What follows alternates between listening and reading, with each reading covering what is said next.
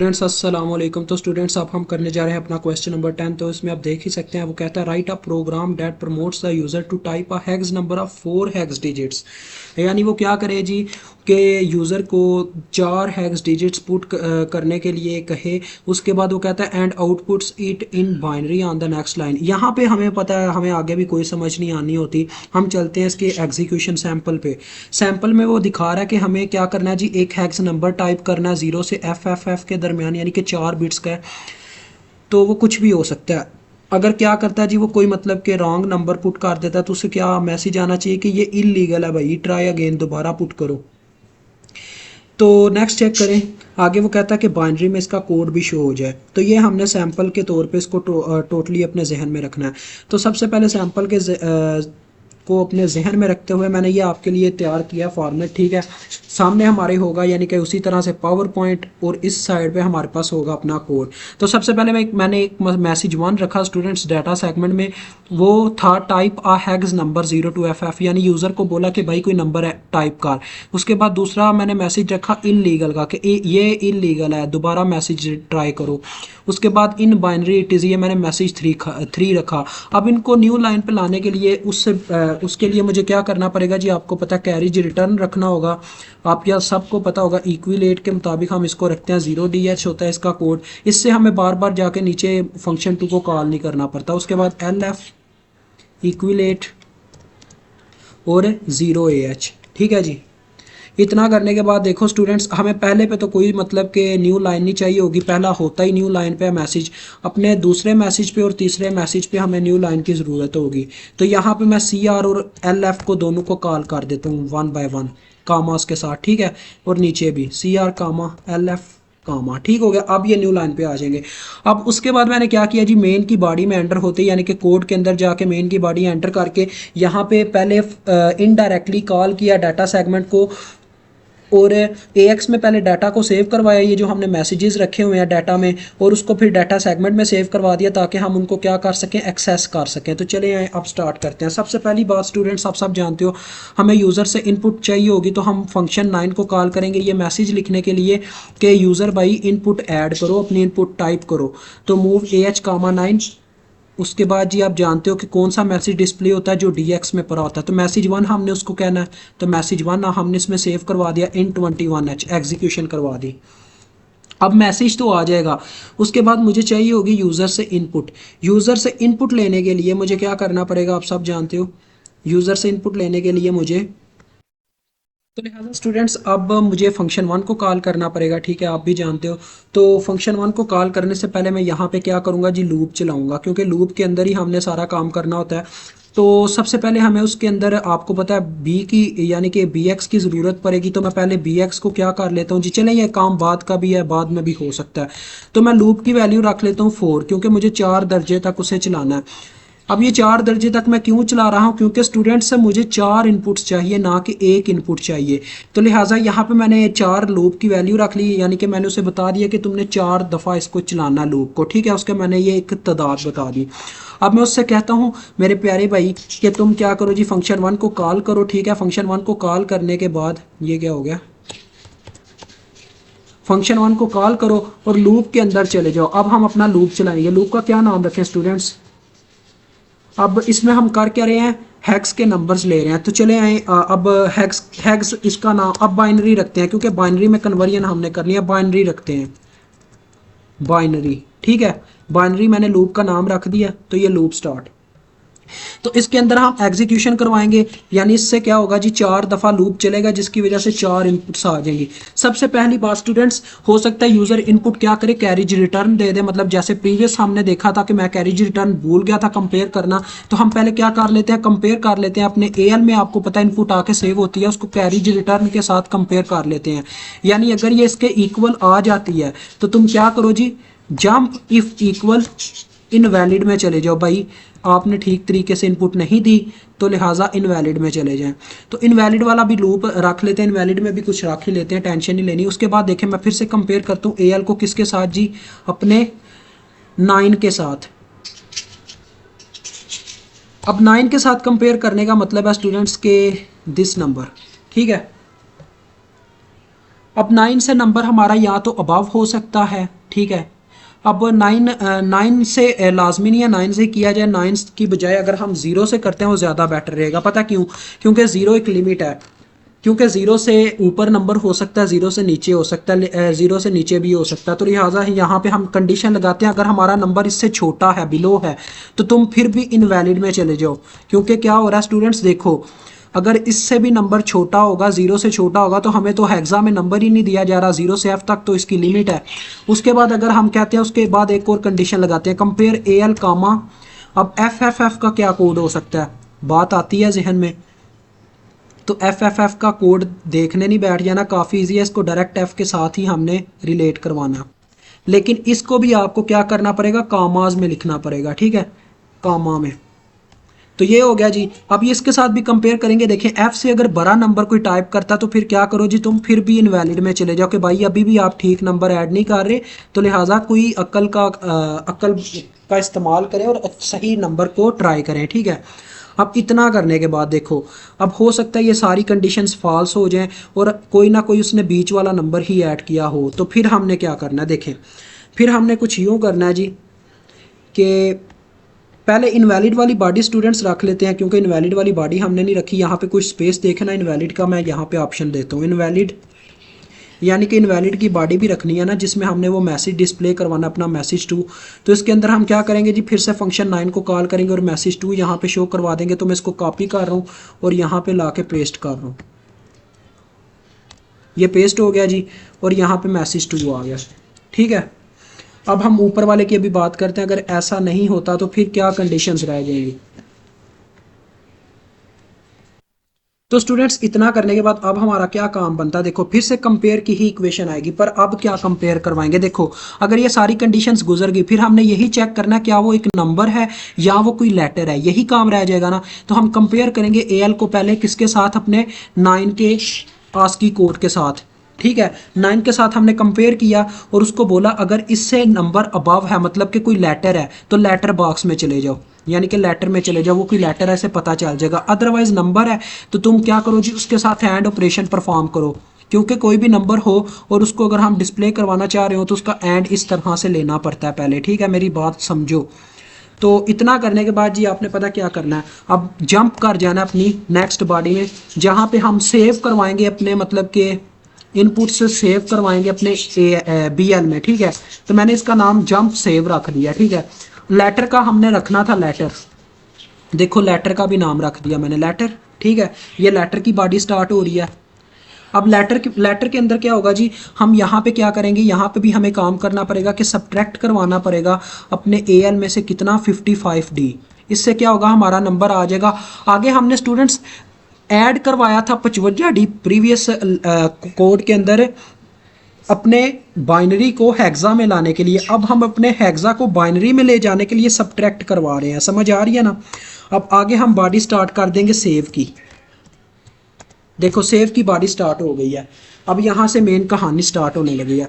देखो सबसे पहले मुझे यहाँ पे BX की ज़रूरत पड़नी है, तो लिहाजा मैं पहले BX रजिस्टर को क्या लें, रिफ़्रेश करवा ले, तो मतलब कि उसके अंदर कोई चीज़ स्टोर है तो वो टोटली ख़त्म हो जाए, तो उसका उसके साथ ही एग्जार मैंने करवा दिया। अब ये टोटली तौर पर फ्री है।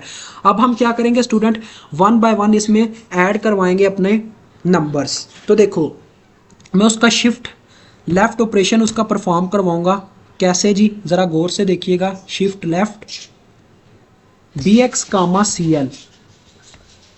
अब इससे क्या होगा आप सब जानते हो, 4 मरतबा हमारा जो BX है वो शिफ्ट लेफ्ट यानी कि लेफ्ट साइड पे मूव करता जाएगा। तो फॉर एग्जांपल ये हमारे पास BX है, ठीक है। BX का मतलब टोटली 0, आप इतना तो जान ही चुके हो, टोटली 0 है, क्योंकि इसके अंदर कोई इनपुट सेव नहीं रही, हमने उसका एक्सआर ले लिया हुआ है, ठीक है। ये नंबर आ गए। अब देखो स्टूडेंट्स, इसके बाद हम अब पता क्या करेंगे, इसके बाद हम ये करेंगे कि लिख देंगे नीचे और BL कामा AL। अब इससे क्या होगा, अब देखें BL कामा AL का ये मतलब होगा, देखो स्टूडेंट्स ये 4 0 के सामने BL का AL में जो भी सेव होगा ना, वो BL में R ऑपरेशन परफॉर्म करेगा। फॉर एग्जांपल हमने A पुट किया, A का बाइनरी कोड आपको पता क्या होता है, देखो ज़रा इनको पहले मैं टोटली 0 करता हूँ। ये हमारा नीचे वाला AX है, मैंने ना इसी वजह से ये साथ में आपके लिए ना ये रखा हुआ है, टाइम चाहे ज़्यादा लगे लेकिन आपको समझ आए। तो जो हमारा AL का बाइनरी कोड होगा ना वो यहाँ पे लास्ट में LSB में पड़ा होगा। तो A का जो बाइनरी कोड होता है आप सब जानते हो 1010 होता है, यानी कि 10 होता है। तो ये उसका कोड आ गया जी, ठीक है। अब जब इन दोनों के दरमियान आर का ऑपरेशन परफॉर्म होगा तो हमारे बी में क्या सेव हो जाएगा जी, हमारे बी में ये नीचे मैं नंबर लिखने लगा हूँ, आर का ऑपरेशन मतलब जमा होंगे दोनों, तो यहाँ पे आ जाएगा, देखो हमारे बी में सेव हो जाएगा अपना ए का कोड 1010, ठीक है। इस तरह से कोड सेव हो जाएगा। अब इतना करने के बाद फिर क्या होना है, देखो इतना करने के बाद जी अब सारा काम तो डन हो गया, शिफ्ट लेफ्ट सब कुछ हो गया। अब हम क्या करवा सकते हैं, हम जंप करवा के ये लूप दोबारा से चला सकते हैं, क्योंकि हमने नंबर 3 4 लेने हैं उससे। तो लिहाजा मैं क्या करता हूँ जी, इसको जंप करवा देता हूँ लूप पे दोबारा। जंप लूप का क्या नाम रखा है जी हमने, बाइनरी। तो बाइनरी पे मैंने इसे जंप करवा दिया, बस ये लूप चला। अब ये इनपुट्स बस लेगा, अभी देखना रन। ये मुझसे मांगेगा कि तुम कोई ना कोई नंबर पुट करो, F F F। अब इसने मुझे इनवैलिड क्यों बोला स्टूडेंट्स, देखो मैंने क्योंकि तीनों के चारों F लिख दिए, ऐसा होता ही नहीं है। अब मैं कोई नंबर दोबारा से ट्राई करता हूँ, देखिएगा रन। मैं यहाँ पे 1AB लिखता हूँ, फिर क्या आया, फिर भी आ रहा है इलीगल हेक्स डिजिट। अब ये ऐसा क्यों कह रहा है स्टूडेंट, इसकी वजह ये है क्योंकि ये पूरे का पूरा कोड ट्राई कर रहा है, जिसके मुताबिक आगे इनवैलिड का कोड ही आता है।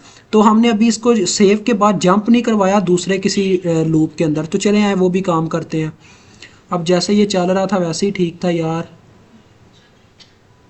इसके अंदर भी नहीं, यहाँ पे आ जा भाई, बस ठीक हो गया।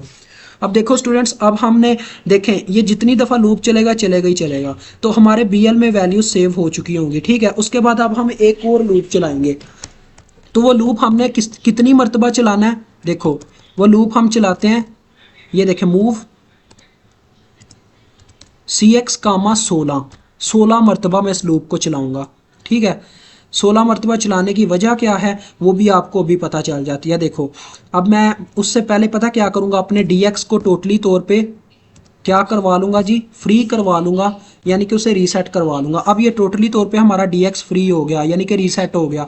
अब हम अपना लूप स्टार्ट करने लगे हैं, डिस्प्ले का लूप, डिस्प्ले के नाम से लूप चलाते हैं, ठीक है। डिस्प्ले, ये डिस्प्ले का लूप स्टार्ट हो गया। देखो स्टूडेंट्स, डिस्प्ले के अंदर आपने जाके अब क्या करना है, आपने 1 बाय 1 अपनी बिट्स को शो करवाना है, ठीक है। उसी तरीके से जैसे आप ऊपर ये काम सारा कर रहे थे, और उनको डिस्प्ले करवाते जाना है। कैसे, ये चेक कीजिएगा। तो देखिए स्टूडेंट्स, डिस्प्ले में जाके मैं क्या करता हूँ, यहाँ पे वही ऑपरेशन यानी कि शिफ्ट लेफ्ट, ठीक है, BX, 1। अब BX में जो होगा नंबर वो शिफ्ट लेफ्ट से बाहर आएगा, ठीक है। हम आगे नीचे कंडीशन लगाते हैं जंप, यानी कि जंप कर जाओ अगर हमारा कैरी जो है वो एग्जिस्ट करता है। कहाँ पे, अब ये हमने उसको बताना है। देखो अगर कैरी एग्जिस्ट करता तो यानी कि 1 में नंबर कोई 1 नहीं होगा ना, क्योंकि कैरी 1 होगा तो ये जंप करेगा, लिहाजा हम 1 के नाम से बॉडी रख लेते हैं, ठीक है। अगर ऐसा नहीं होता तो तुम क्या करो जी, अपने DL में क्या सेव करवा दो, DL मूव DL कामा, ये देखो अगर ऐसा नहीं होता तो तुम DL में 0 सेव करवा दो, ठीक है। मूव DL कामा 0, समझ आ रही है मेरी बात की। और इससे पहले हमने एग्जीक्यूशन करवानी है, तो लिहाजा हम यहाँ पे चलें एग्जीक्यूशन बाद में जाके लास्ट लूप में करवा देते हैं, टेंशन वाली बात नहीं है। यहाँ पे हम जंप करवा देते हैं एक और बॉडी में, एंड की बॉडी में जंप करवा देते हैं। उसके बाद देखो स्टूडेंट, 1 की बॉडी भी हमने रखी है, 1, ठीक है। 1 की बॉडी यानी कि जिसमें मैंने बोला है कि अगर हमारा कैरी एग्जिस्ट करता है तुम DL में क्या मूव करवा दो, मूव DL कामा 1 उसमें एग्जिस्ट करवा दो, ठीक हो गया जी। इतना करने के बाद ज़रा गौर से देखिएगा, अब हमने जब 1 मूव करवा दिया, 0 मूव करवा दिया, हम फिर से एंड की बॉडी अब खोलेंगे अपनी, एंड की बॉडी में जाके फंक्शन 2 को कॉल करेंगे, मूव AH, 2, और डिस्प्ले स्टार्ट करवा देंगे। तो देखो डिस्प्ले हुआ। अब हमने लूप को चलाना है, तो लूप को चलाने के लिए हमें इसको चलाना है, डिस्प्ले वाले लूप को चलाना है। तो यहाँ पे हम लिख देंगे कि भाई लूप डिस्प्ले, यानी कि ये लूप चलता रहे डिस्प्ले तक। बस इतनी सी ये कहानी थी यार। उसके बाद एंड पे हमने जाना है, तो यहाँ पे लिख देते हैं आगे लास्ट में जंप लास्ट, यानी कि लास्ट पे जंप कर जाओ। और लास्ट क्या होगा हमारा, लास्ट होगा हमारा exit to DOS. Exit to DOS का कोड आपको पता ही है, मूव AH कामा 4CH होता है और इन 21H उसकी एग्जीक्यूशन के लिए, और बॉडी से निकलने के लिए हम क्या करते हैं, मेन एंड P, बॉडी का नाम, उसके बाद ये और लास्ट में एंड। तो ये आपका कोड होता है यहाँ पे डन।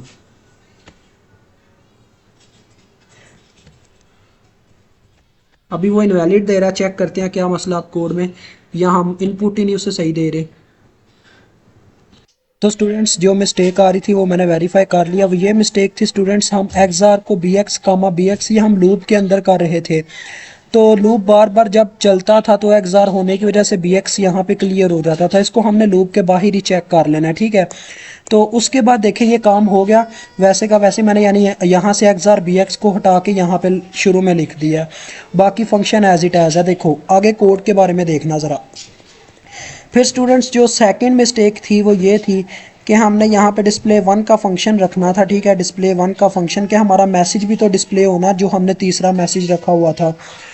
और फिर मैंने DX को क्लियर करवाया और बाकी कोड एज इट एज है, देख सकते हैं आप, और मैंने कोई चेंज नहीं किया, कोई यहाँ पे और कोई मसला नहीं था। और एक लास्ट थिंग, एक और चीज़ स्टूडेंट्स, एक और चीज़ कि यहाँ पे जो जंप इक्वल है ना, मतलब कि कंपैरिजन हम करते हैं, अगर हमारा यानी कि स्पेस दबा दिया गया या एंटर, तो उसको हमने डिस्प्ले 1 में यानी कि मूव करवाना था, डिस्प्ले के फंक्शन में, ना कि मतलब उसे इनवैलिड में। तो यहाँ पे ये भी मिस्टेक थी, बस ये 2 मिस्टेक थी। देखें बाकी आपका कोड बिल्कुल ठीक है। अब आप लिख सकते हो 4 का कोड ज़रा चेक करते हैं, देखो क्या आ रहा है। देखो 100, इसको 2 से मल्टीप्लाई दे के देखो पावर को, तो ये 4 ही बनेगा। कोई भी नंबर ट्राई कर लो आप, रन, यस दोबारा से। F का कोड चेक करते हैं, सिंगल F का, तो देखें स्टूडेंट्स ये F के लिए सारे 1 हो गया। बस यहाँ पे आपका ये कोड डन होता है। 2 लाइन्स की मिस्टेक थी, एक ये वाली लाइन हमने कंपैरिजन में से इनवैलिड नहीं था रखना, और दूसरे नंबर पे ये वाली लाइन की मिस्टेक थी कि हमने अपना मतलब ये जो XOR BX यहाँ पे लिखा हुआ था इस कोड के अंदर, इसके अंदर, तो वो मिस्टेक थी मेन, वो भी हमने हल कर दिया। अब मुझे उम्मीद आपको समझ आ गई होगी। अल्लाह हाफिज़, अस्सलाम वालेकुम।